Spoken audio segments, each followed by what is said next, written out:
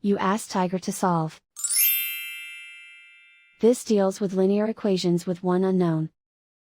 The final result is x equals -3. Let's solve it step by step. Group all x terms on the left side of the equation. Add 7x to both sides. Group like terms. Simplify the arithmetic.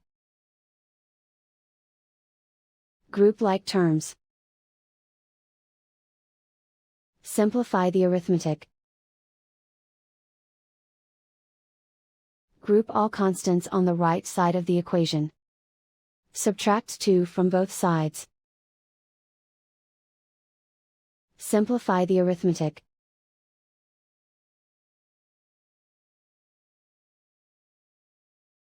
Isolate the x. Divide both sides by -2.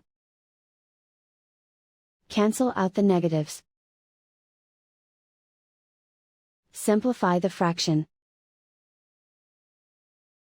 Simplify the arithmetic.